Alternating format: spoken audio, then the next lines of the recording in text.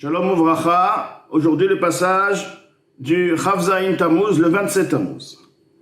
Umeachar shatfila et bechinat tshuva ila, étant donné que la tfila est un concept de tshuva supérieur, c'est-à-dire la tfila, comme expliqué auparavant, c'est la prise de conscience de la grandeur d'Akadosh Baruch Hu à travers les psukei des Imra et les brachot qui précèdent le Kriyat Shema. Ceci réveille dans la personne le désir de s'approcher d'Akadosh Baruch Hu, ce qui est donc la tshuva ilaha, la tshuva supérieure, l'amour que la personne va exprimer et va envers Akadosh Baruch Hu.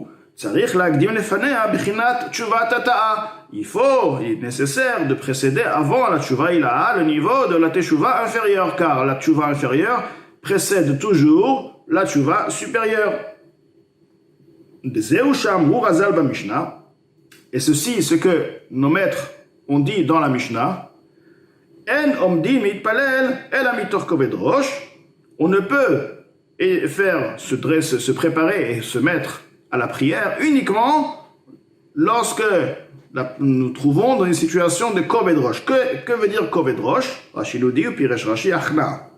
Achna veut dire une soumission. Donc la soumission est le concept de tshuva tata'a. Tshuva tata'a, c'est quoi? C'est les fautes, se faire tshuva sur les fautes, prendre une prise de conscience, le tort que les fautes ont fait, aussi bien dans les mondes, aussi bien sur sa neshama. Donc, lorsque la personne prend conscience de tout ceci, il est forcément dans un état où il est soumis. Donc, c'est la préparation de la tfila. Donc, exactement, mitor koved rosh, c'est tshuva tata'a. Di bichinat tshuva tata'a, le orel achabim kanal, pour réveiller de la miséricorde. Lorsque la personne réalise les fautes, il demande à Kadosh Baruch Hu, pitié, miséricorde, de lui pardonner. La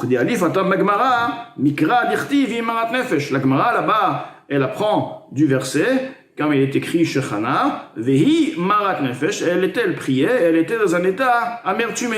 Donc c'est justement, on apprend de là que quoi? De marat nefesh, que la tfila doit être, avant la tfila, on doit se préparer à la tfila et se trouver dans un état de achna. Donc avant la tfila, la personne doit se trouver dans un état de achna, de soumission. Donc avant la tfila, un état de achna, tshuva tata'a, et par la suite, on accède à la tfila, et la tfila, bien sûr, c'est tshuva ilaha, ou tout le concept de la tfila, c'est de la grandeur d'Akadosh Baruch Hu, d'aimer Akadosh Baruch Hu, de vouloir se rapprocher d'Akadosh Baruch Hu. La Braïta Sham, effectivement, nous trouvons dans la Braïta là-bas, Tanu Rabbanan, nos maîtres ont enseigné, En omdim mitpalel mitor simcha. On ne peut prier uniquement de par la joie. Donc ceci est tshuva ilaha. Tshuva ilaha, c'est quoi? Le vouloir, le plaisir de retrouver Akadosh Baruch Hu, l'amour, c'est la joie.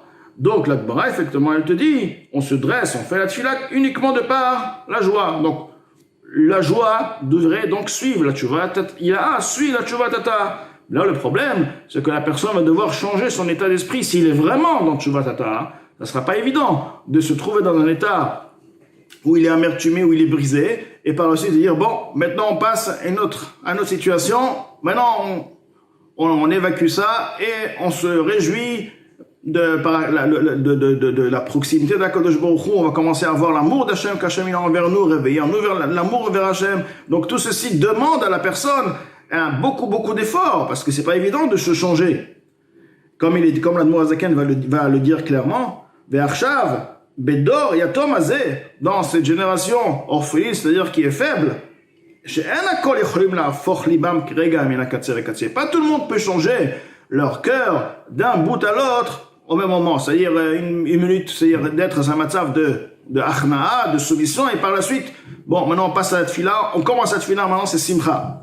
Alors, le conseil qui est conseillé, les agdim bechinat tshuva tata'a betikun chatzot k'nichtav lel. Donc effectivement, ne pas le faire vraiment, ne pas se mettre dans un état de tshuva tata'a juste avant, quelques minutes avant la tfila, mais de le faire quelques bonnes heures avant la tfila, le temps de se reprendre, de se remettre en forme et rentrer dans l'esprit de la simcha. Maintenant, tout celui qui n'a pas les moyens de faire tikkun chatzot chaque nuit, à kol panim, tout de même, lo yifrot mi par machad beshavua. Il ne faut pas qu'il fasse moins qu'une fois par semaine, lifnei yom ha-shabbat, ceci donc bien sûr avant le Shabbat, Kenoda Layodim, donc ce qui veut dire Yom Shabbat, ce qui veut dire aussi, au plus, si déjà il le fait, qu'il le fasse vraiment le plus proche du Shabbat, donc jeudi soir par exemple, enfin, le plus proche du Shabbat c'est jeudi soir, car vendredi soir c'est Shabbat.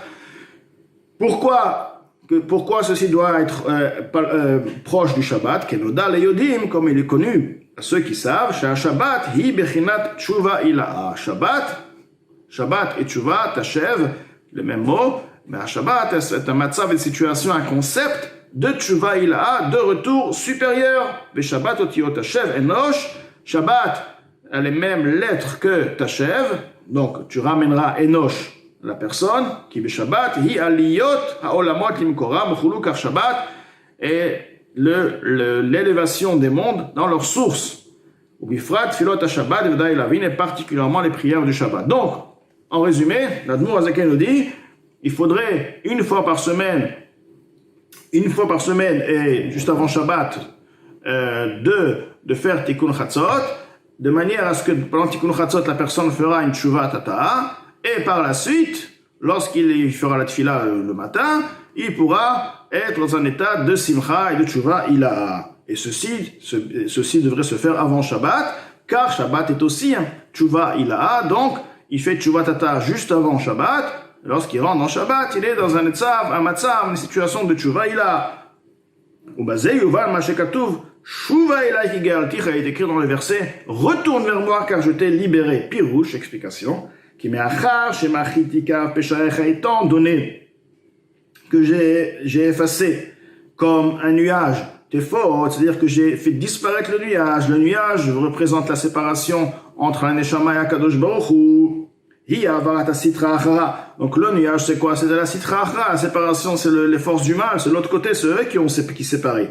Mais je t'ai libéré des extérieurs, je t'ai libéré de la klipa, de l'impureté. De par les réveils des rachamim, des miséricordes supérieures, et ceci fut de par ta tshuvatata, de par la demande de miséricorde que tu as demandé, et de par la prise de conscience de tshuvatata, comme expliqué, ce qui veut dire la personne a pris la conscience du mal qu'il a fait, le tort qu'il a fait, l'influence qu'il a influencé dans les clipotes, tout ce cadre-là.